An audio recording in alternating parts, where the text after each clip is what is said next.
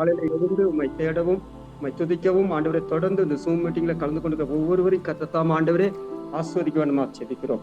பேசுகிற தாசனை மறைப்பொருளை வெளிப்படுத்துங்க, அநேகர்களுக்கு பிரயோஜனமா இருக்கட்டும். ஆசீர்வதிங்க, மகிமைப்படுத்துங்க. இயேசு கிறிஸ்துவின் வேண்டிகளுக்கு உங்க ஜீவன் நல்ல பிதாவே, ஆமென். இயேசு கிறிஸ்து நாமத்தில் உங்களை யாவரையும் நான் வாழ்த்துகிறேன். சங்கீதம் 86வது சங்கீதத்தை தொடர்ந்து நம்ம வாசிப்போம். இந்த சங்கீதத்துடைய தலைப்பு ஜெயிப்பதற்கு ஒரு எடுத்துக்காட்டாக விளங்குகிறது. 3 பிரிவுகளாக நம்ம பிரிக்கலாம். முதலாவது தாவீதுடைய விண்ணப்பம், 1-5 வசனங்கள். இரண்டாவது மகத்துவமான தேவனை துதிக்கிற ஒரு பாடல் அல்லது ஒரு பகுதியாக பிரிக்கலாம். மூன்றாவது 14-17 வசனம் வரைக்கும் தேவனுடைய வல்லமை, ஜெபிப்பதற்கு ஒரு பதில் அல்லது பாடல் என்று சொல்லி நாம் பார்த்தோம். இந்த தாவீதுடைய விண்ணப்பம் என்பது, தாவீது அவரை நோக்கி என்ன சொல்லி இருக்கிறார், தாவீது கர்த்தரை நோக்கி என்ன சொல்லி இருக்கிறார், கர்த்தர் தாவீது எப்படிப்பட்டவர் இருக்கிறார், தாவீதுடைய விண்ணப்பம் என்னன்னு சொல்லும்போது, இந்த 1வது வசனத்திலே நாம் வாசிக்கும் பொழுது, கர்த்தாவே உமது செவியை சாய்த்து என் விண்ணப்பத்தை கேட்டவர்களும் நான் சிறுமையும் எளிமையுமானவன். தாவீது ஒரு ராஜாவாக இருந்தாலும் தன்னை தாழ்த்துக்கிற ஒரு ஜெபமாக இருக்கிறது. எந்த அளவுக்கு தாவீதுடைய வாழ்க்கையில ஒரு ராஜா என்று இல்லாமல் ஆண்டவருடைய சமூகத்துல ஒரு ஜெபிக்கிறதை நம்ம பார்க்கிறோம். இந்த ஜெபம் என்பது அல்லது தாவீது விண்ணப்பத்தை ஏறெடுக்கும் போது தன்னை தாழ்த்துக்கிற ஒரு ஜெபம். அவர் வழக்கம் போல் தாழ்த்துக்கிறார். நீங்க 1வது வசனத்திலே நம்ம வாசிக்கும் போது அதுக்கு பதில் 6வது வசனத்திலே இருக்குது. கர்த்தாவே என் ஜெபத்துக்கு செவி கொடுத்து என் விண்ணப்பத்தை சத்தத்தை கவனியும். ஆண்டவருடைய தாவீது என் ஜெபத்திற்கு செவி கொடுத்து என் விண்ணப்பங்களை சத்தத்தை கவனியும் அப்படின்னு சொல்லி ஜெபிக்கிறதை நம்ம பார்க்கிறோம். நம்முடைய வாழ்க்கையிலும் சரி, தன்னை தாண்டி தாழ்த்தும் பொழுது கர்த்தர் நம்மளை உயர்த்துவார் என்று சொல்லி பார்க்கிறோம். வேதத்திலே நம்ம அநேக இடங்களை பார்க்கும்போது, பரிசேயன் ஆயக்காரன் பார்க்கும்போது, பரிசேயன் அவன் உகந்த ஒரு ஜெபத்தை ஏறெடுக்கிறான், ஆயக்காரன் தன்னை தாழ்த்துக்கிறான், அவனை உயர்த்தப்படுகிறான். இன்னைக்கு அநேக காரியங்களை நம்ம பார்க்கும்போது, நம்ம ஆண்டவருடைய சமூகத்துல வரும்போது எந்த அளவுக்கு நம்ம தாழ்த்துக்கிறோமோ, எந்த அளவுக்கு தன்னை தாழ்த்துக்கிறோமோ, எந்த அளவுக்கு நம்ம தாழ்த்தி அவருடைய சமூகத்துல வரும்போது தாவீது அங்க ஒரு ஆசீர்வதிக்கப்படுகிறார் என்று சொல்லி பார்க்கிறோம். இந்த தாவீதுடைய விண்ணப்பம் இந்த அதிகாரத்துல பார்த்தோம் 7 காரியங்களை குறித்து நம்ம பார்க்க முடியும். 86வது சங்கீதத்திலே 2வது வசனத்திலே பார்த்தீங்கன்னா, என் ஆத்துமாவே காத்தருளும் அப்படின்னு சொல்றாரு. 7 விண்ணப்பங்கள். 2வது வசனத்துல என் ஆத்துமாவே காத்தருளும். அதே 2வது வசனத்துல பார்த்தீங்கன்னா, உம்மை நம்பி இருக்கிற உமது அடியனை ரட்சியும் அப்படின்னு சொல்றாரு. 3வது எனக்கு இறங்கும் அப்படின்னு சொல்லி 3வது வசனத்துல நம்ம பார்க்கிறோம். 4வது காரியம் அடியனுடைய ஆத்துமா மகிழ்ச்சி ஆக்கும் அப்படின்னு சொல்றாரு. 5வது காரியம் உமது வழியை எனக்கு போதியும் 11வது வசனத்திலே சொல்லுகிறார். 6வது விண்ணப்பம் உமது நாமத்துக்கு பயந்திருக்கிற ஒருமுகம் படுத்தும் என்றார்.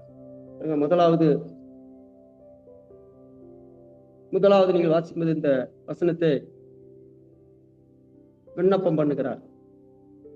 விண்ணப்பம் நம்ம ஆண்டுடைய சமூகத்திலே போகும்பொழுது தன்னை தாழ்த்தி செபிக்கும் பொழுது, தாழ்த்தி நம்ம விண்ணப்பம் பண்ணும்போது என் ஆத்துமாவே காத்து அருளும் அப்படின்னு சொல்றார். 2வது வசனத்தை நீங்க வாசிக்கும் பொழுது, என் ஆத்துமாவே காத்து அருளும், நான் பக்தி உள்ளவன், என் தேவனே உம்மை நம்பி இருக்கிறேன், உமது அடியனை ரட்சியும் அப்படின்னு சொல்றார்.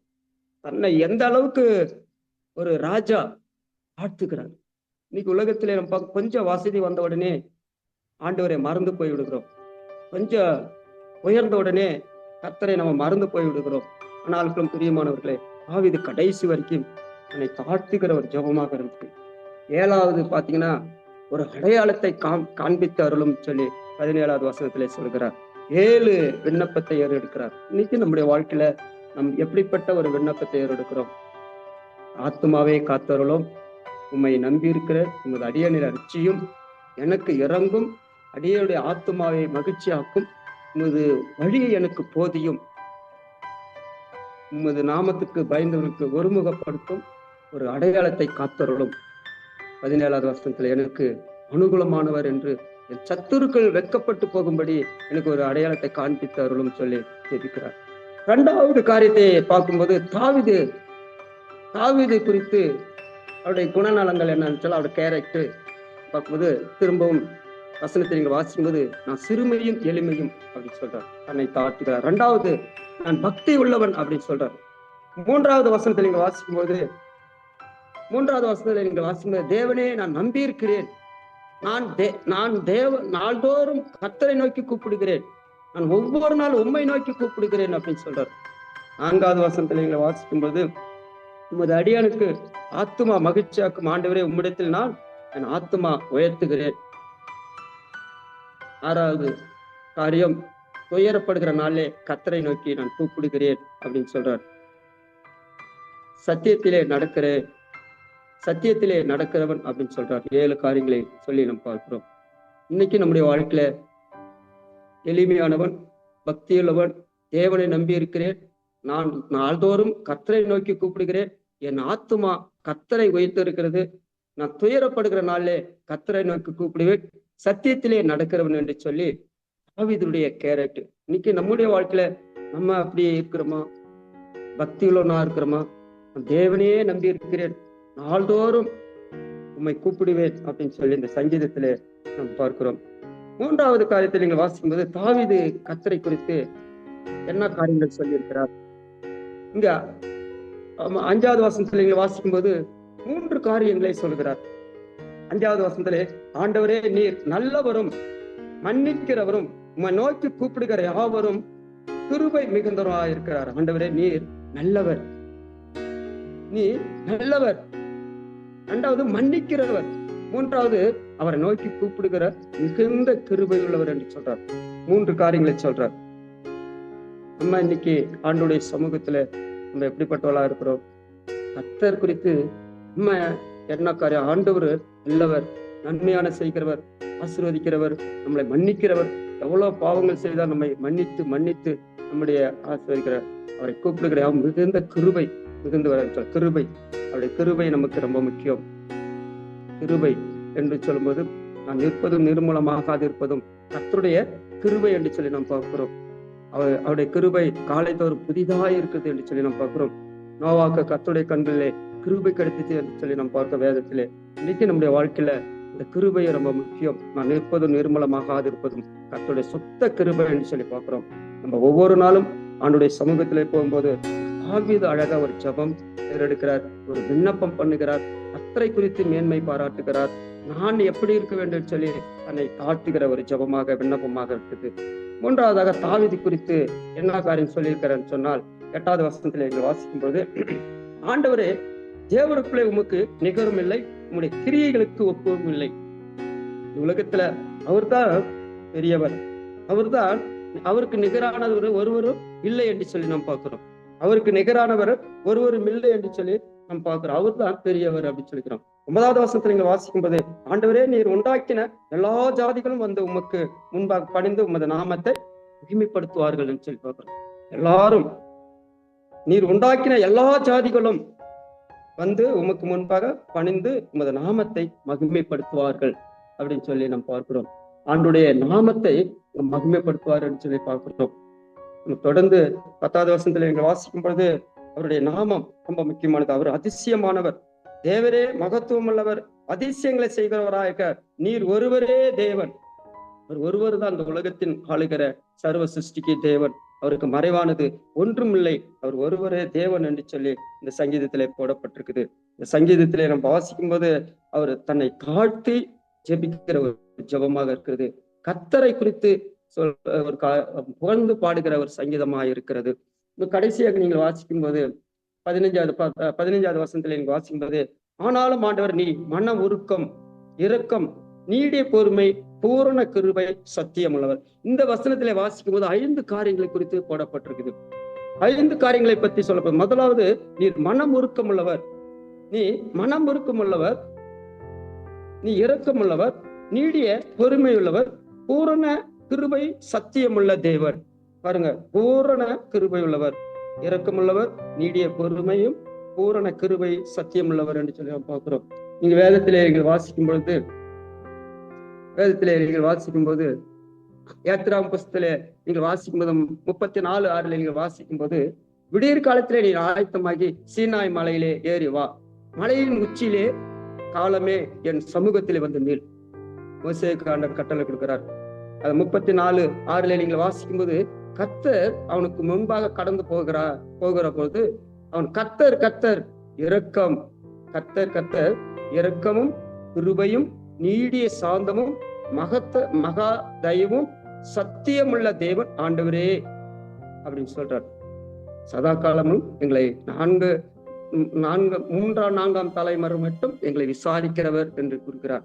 இன்னைக்கு நம்ம வாழ்க்கையில சரி, கர்த்தர் நமக்கு மனம் உருக்கவர், கர்த்தர் நமக்கு இரக்கமுள்ளவர், கர்த்தர் நமக்கு நீடிய சாந்தம் உள்ளவர், கர்த்தர் நமக்கு மகா தயவு உள்ளவர், சத்தியமுள்ள தேவன். மோசேக்கு சீனாய் மலையிலே ஆண்டவருக்கு அவர் இரக்கம் பாராட்டினார் என்று சொல்லி பார்க்கிறோம். அவருடைய கிருபை நம்ம இரக்கம் காட்ட பாராட்டினார் என்று சொல்லி நம்ம பார்க்கிறோம்.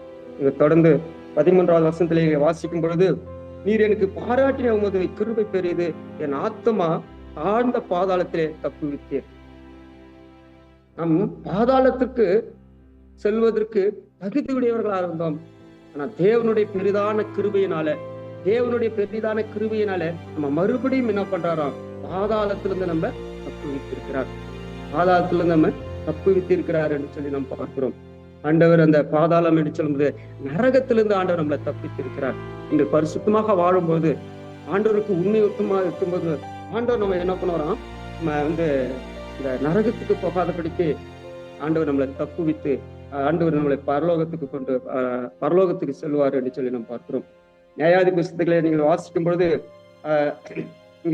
நீங்கள் வாசிக்கும் போது ஒரு காரியத்தை நாம் பார்க்கிறோம். நியாயாதி புஸ்தகம் 6ஆம் அதிகாரம் 37-40 ஒரு அடையாளத்தை எனக்கு காண்பின் அப்படின்னு சொல்றார். நீங்க 17வது வசனத்தில் நீங்கள் வாசிக்கும் போது, கர்த்தாவே நீர் எனக்கு துணை செய்து என்னை தேற்றுகிறது, என் பகையினர் கண்டு வெட்கப்படும்படி எனக்கு அனுகூலமான ஒரு அடையாளத்தை காண்பித்தருளும்.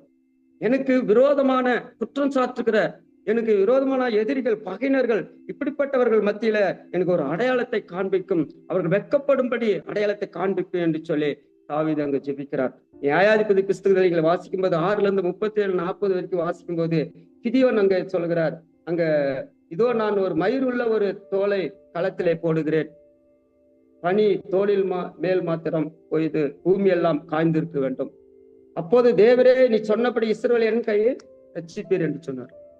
முதலாவது கிதியோன் இந்த தோல் மாத்திரம் பனி பெய்ய வேண்டும்.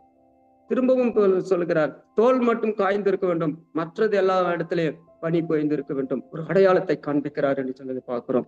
இன்னைக்கு நம்ம ஏற்ற வேலையில ஏற்ற துணை ஆண்டவர் நமக்கு உதவி செய்வார் என்று சொல்லி பார்க்கிறோம். 4வது காரியத்தை நீங்கள் வாசிக்கும் பொழுது, கர்த்தர் தாவீதை யாராக பாராட்டி இருக்கிறார்.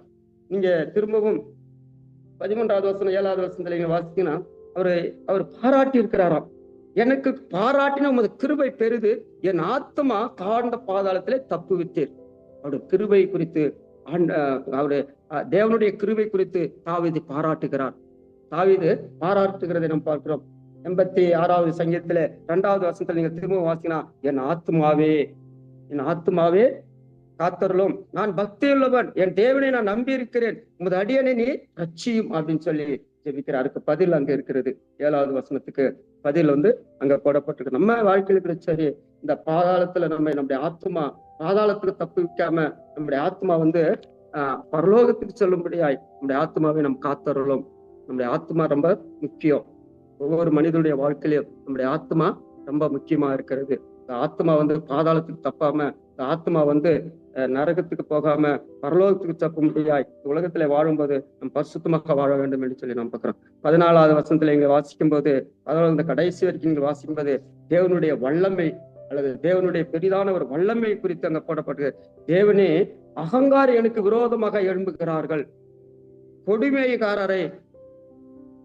கொடுமைக்காரரை கூட்டத்தார் என் பிராணனை வகை தேடுகிறார்கள், உம்மை தங்களுக்கு முன்பாக நிறுத்தி நோக்காது இருக்கிறீர்கள். ஆனாலும் ஆண்டவரே, நீர் மன உருக்கம், நீடிய பொறுமை, பூரண கிருபை, சத்தியம் உள்ளவர். எனக்கு அகங்காரிகள் எனக்கு விரோதமாக இருக்கிறார்கள் அப்படின்னு சொல்றார் தாவீது. அவருக்கு அநேக எதிரிகள் அவருக்கு இருந்த ஒரு கூட்டம் அவரை சுற்றி அவருடைய பிராணனை வகை தேடினார்கள் என்று சொல்லி சங்கீதத்திலே நாம் பார்க்கிறோம். அவருக்கு விரோதமாக ஒரு கூட்டம் இருந்துச்சாம். ஆனாலும் கூட ஆண்டவருக்கு அவர் தயவு இருந்துச்சு. நீ மன உருக்கமுள்ளவர், இரக்கமுள்ளவர், நீடிய பொறுமை, பூரண கிருபை, சத்தியமுள்ள தேவன் அப்படின்னு சொல்லி நம்ம பார்க்கிறோம். ஆண்டவர் நம்மளை இறக்க குணமுள்ளவராக இருக்கிறார். கடைசியாக நீங்க வாசிக்கும் போதும், என்மேல் நோக்கமாக இருந்து எனக்கு இறங்கும், உம்முடைய வல்லமை உமது அடியானுக்கு அருளும், உமது அடியானை குமாரனை ரட்சியும் அப்படின்னு சொல்லி பார்க்கிறோம். ரட்சிப்பை குறித்து இன்னும் பார்க்கிறோம். என்னை ரட்சியும், என்னை பாதுகாத்துக் கொள்ளும், என்னை ஆசுவதியும் அப்படின்னு சொல்லி தாவீது கடைசியாக அவருடைய வல்லமை குறித்து பார்க்கிறோம். கடைசியாக இந்த கடைசி 17வது வசனத்திலே வாசிக்கும், கர்த்தாவே நீர் எனக்கு துணை செய்து என்னை தேற்றுகிறது, என் பகைஞர் கண்டு வெட்கப்படும்படிக்கு எனக்கு அனுகூலமான ஒரு அடையாளத்தை காண்பித்தருளும் அப்படின்னு சொல்றார். ஒரு அடையாளத்தை காண்பித்தருளும். கிதியோனுக்கு இஸ்ரவேலை ரட்சிப்பதற்கு ஒரு அடையாளத்தை காண்பித்தார். இரண்டாவதாக நீங்க வேதத்திலே வாசிக்கும் போது ஆண்டவருடைய வார்த்தை ரொம்ப முக்கியமாக இருக்கிறது. 86:11 நீங்கள் திரும்பவும் வாசிக்கும்போது 86வது சங்கீதத்திலே உமது வழியை எனக்கு போதித்தருளும். தாவீது சங்கீதத்திலே நிறைய இடத்திலே நான் நடக்க வேண்டிய வழியை எனக்கு போதித்தருள் என்று சொல்லி நாம் பார்க்கிறோம். சங்கீதம் 32:8 நீங்கள் வாசிக்கும் போது நான் உனக்கு போதித்து நடக்க வேண்டிய வழி காட்டுவேன் அப்படின்னு சொல்றாரு. காத்தருளும் அப்படின்னு சொல்லி தாவீது விண்ணப்பம் பண்ணுகிறாரு. நீங்கள் அடிக்கடி இந்த அதிகாரங்களை நீங்க வாசிக்கும் போது தேவனே நோக்கி அவரு ஜெபிக்கிறதை பார்க்கிறோம். தேவனே, எனக்கு அகங்காரி எனக்கு விரோதமாக எழும்புகிறார்கள், கொடுமை கூட்டத்தார் எனக்கு பிராணனை வகைத்து எடுக்கிறார், உண்மையே நான் நம்பி இருக்கிறேன். எனக்கு விரோதமான ஒரு கூட்டம் எழும்பி கொண்டு இருக்கிறது. ஆனால் கூட நான் யாரை நம்பி இருக்கிறேன்னா, நான் உண்மையே நம்பி இருக்கேன். ராஜாவாக இருந்தாலும் தன்னை தாழ்த்துக்கிற ஒரு ஜெபமாக இருக்கிறது. தன்னை தாழ்த்துக்கிறவர் உயர்த்தப்படுவான் என்று சொல்லி பார்க்கிறோம்.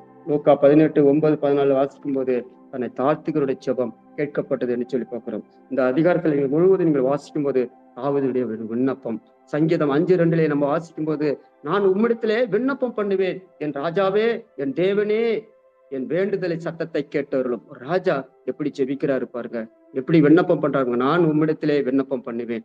இன்னைக்கு நம்ம ஆண்டோடைய சமூகத்துல போய் உட்கார்ந்து நம்ம விண்ணப்பம் பண்றோமா?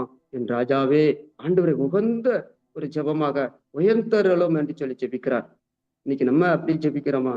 ஆண்டோடைய சமூகத்துல நம்ம போய் ஜெபிக்கும் போது அவரை நம்ம உயர்த்த வேண்டும். இரண்டாவதாக நீங்க வேதத்திலே வாசிக்கும் போது விண்ணப்பம் ரொம்ப முக்கியமான காரியங்கள். 1 சாமுவேல் 1:10 நீங்கள் வாசிக்கும் போது, அவள் போய் மனம் கசந்து மிகவும் கர்த்தரை நோக்கி விண்ணப்பம் பண்ணினாள்.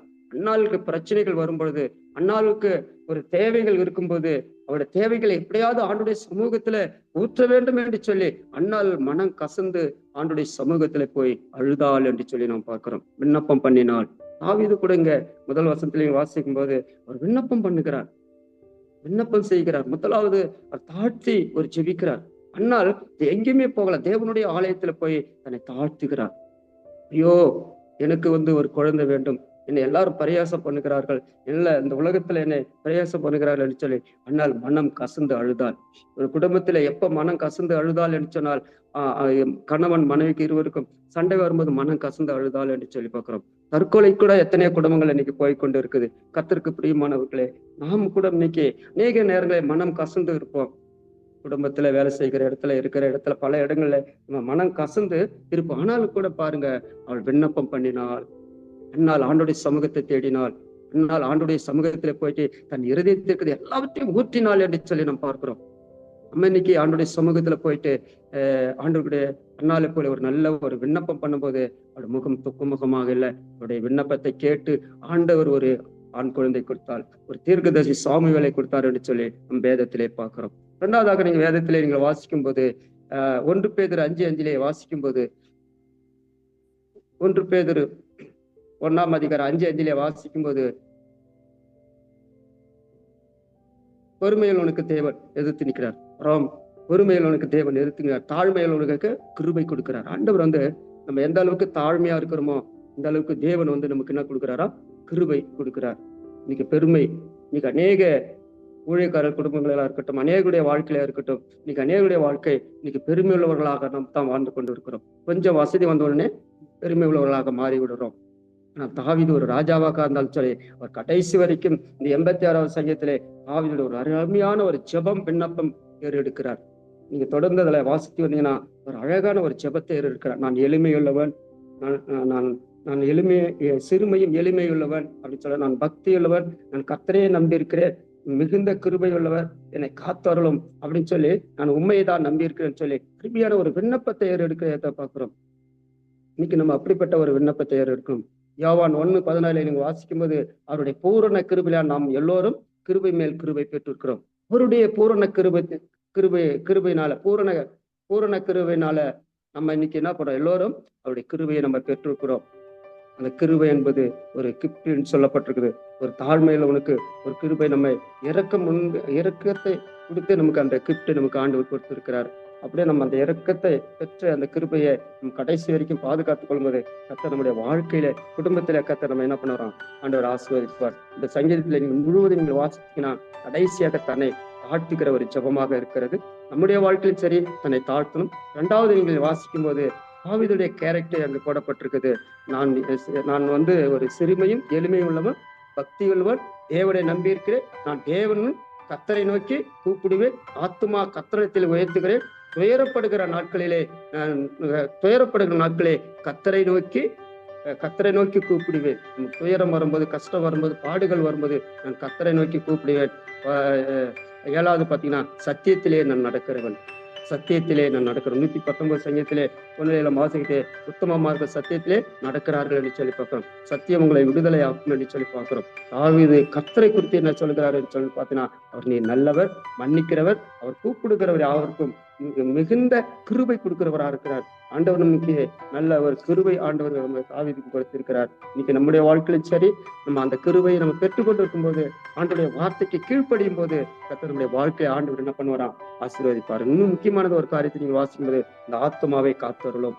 இந்த ஆத்மா நரகத்துக்கு போகாம, பாதாளத்துக்கு போகாம, துப்ப விடாம இங்க பரலோகத்துக்கு போகணும்னு சொல்லி ஒரு ஜெபிக்கிறார். என்னுடைய எதிரிகள் என் பிராணனை வாங்க வகை தேடுகிறார்கள், அவர்களுக்கு முன்னாடி அந்த எனக்கு வெக்கப்பட்டு போகாதபடிக்கு எனக்கு ஒரு அடையாளத்தை காண்பியும் அப்படின்னு சொல்லி ஜெபிக்கிறார்.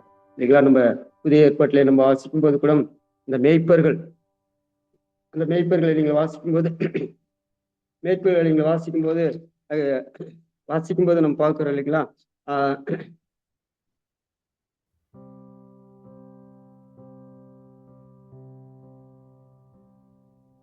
அந்த மேய்ப்பர்கள் என்ன பண்றாங்களா? ஒரு அடையாளத்துக்கு இன்று கர்த்தராகிய இயேசு கிறிஸ்து தாவீதின் ஊரிலே பிறந்திருக்கிறார், உங்களுக்கு இதோ ஒரு அடையாளத்தை காண்பது. மேய்ப்பர்களுக்கு ஒரு தகுதி இல்லாதவர்கள், ஆனால் கூட அந்த மேய்ப்பர்களுக்கு என்ன பண்றாரு? ஒரு தேவதூதன் போய் இந்த மேய்ப்பர்களுக்கு சொல்கிறார். இந்த வார்த்தை சொன்ன உடனே மேய்ப்பர்களுக்கு ரொம்ப சந்தோஷம். அந்த குழந்தையை போய் பார்த்த உடனே அந்த முன்னிலையில துணி சுற்றி, இதே உங்களுக்கு ஒரு அடையாளம், இன்று கர்த்தராகிய இயேசு கிறிஸ்து இரட்சகர் உங்களுக்கு பிறந்திருக்கிறார் அப்படின்னு சொல்லி, இதே உங்களுக்கு ஒரு அடையாளம் என்று சொல்லி நாம் பார்க்கிறோம். இன்றைக்கு நம்முடைய வாழ்க்கையிலும் சரி, கர்த்தர் நமக்கு ஒரு அடையாளத்தை கொடுப்பார். நமக்கு ஆண்டவரை நீங்க தேடும் போது, அதிகாலையிலே ஆண்டவருடைய சமூகத்தில் நீங்களை காத்திருக்கும் போது தேவன் உங்களுடைய வாழ்க்கையில என்ன பண்ணார்? ஆண்டவரை ஆசீர்வதிப்பார். இந்த சங்கீதம் முழுவதும் தாவீதுடைய விண்ணப்பம், தாவீதுடைய ஜெபம், தாவீது ஒரு பக்தி உள்ளவர், தாவீது ஆண்டவருக்கு கீழ்ப்படிக்கிற ஆசீர்வாதத்தை பெற்றுக்கொண்டார். நம்ம கூட இந்த சங்கீதத்தை முழுவதும் நீங்க வாசித்து, ஆண்டவர் நமக்கு இரக்கம் பாராட்டிய இந்த கிருபை, இந்த ஆத்மா தாழ்ந்த பாதாளத்துக்கு தப்பு வித்தீர் அப்படின்னு சொல்றாரு. இந்த பாதாளத்துக்கு போகாதபடிக்கு என்னை தப்பி வித்திரே என்று சொல்றாரு. அப்படி நம்ம ஜெபிக்கும் போது கர்த்தர் இந்த வசனங்களை தேவன் தாமே ஆசீர்வதிப்பாராக. நம்ம இன்னைக்கு அநேக காரியங்களை இந்த வேதத்தின்படி நடக்கும்போது கர்த்தர் நமக்கு என்ன பண்ணார்? ஆண்டவர் ஆசீர்வதிப்பார். ஒரு ஆமை இருந்துச்சான், முயல் இருந்துச்சான். 2 இதுக்கும் ஒரு ஓட்டப்பந்தயம் இருந்துச்சான். முயல் வேகமா ஓடக்கூடிய மிருகம். அது முயல் அப்படி வேகமா ஓடும் பொழுது அது என்ன பண்ணிச்சான்? ஆமை எப்பயுமே பொறுமையா தான் போகும். ஆனால் அது போகும் பொழுது முயல் வேகமா ஓடி ஒரு மரத்தடியில தூங்கிடுச்சு. ஆமை பொறுமையா போய் என்ன பண்ணுச்சு? அது சேர வேண்டிய இடத்துல போய் சேர்ந்துச்சு. அப்ப முயல் தோற்று விட்டது. ஆமை வந்து ஜெயிக்குது. எப்படின்னு சொன்னா, முயல் வந்து ஓடி இளைப்பாறி விட்டது, தூங்கி விட்டது. ஆனா ஆமை வந்து என்ன பண்ணுச்சு? பொறுமையா கொடுக்கப்பட்ட ஓட்டத்துல பொறுமையா ஓடி அது ஜெயிச்சது என்று சொல்லி நம்ம பார்க்கிறோம். அதே போல நமக்கு கொடுக்கப்பட்ட எந்த ஒரு வேலையா இருந்தாலும் சரி, அது உண்மையும் உத்தமமாக செய்யும்போது கர்த்தர் நம்முடைய வாழ்க்கையில என்ன பண்ணார்? ஆண்டவரே ஆசீர்வதிப்பார். இந்த சங்கீதத்துல முக்கியமான ஒரு வசனம் 86வது சங்கீதத்துல 6வது வசனத்திலே, கர்த்தாவே என் ஜெபத்தை செவி கொடுத்து என் விண்ணப்பத்தை சத்தத்தை கவனியும். நம்ம ஜெபத்திற்கு ஆண்டவர் பதில் கொடுப்பார் சொல்லி நிச்சயத்தோடு நம்ம இருக்கும்போது கர்த்தர் இது கேட்டுக்கிற ஒவ்வொருவரையும் கர்த்தர் தாமே ஆண்டவரே ஆசீர்வதிப்பார். தேவன் தாமே இந்த வசனங்களை ஆசீர்வதிப்பாராக. ஆமென். நாம் ஜெபிப்போம்.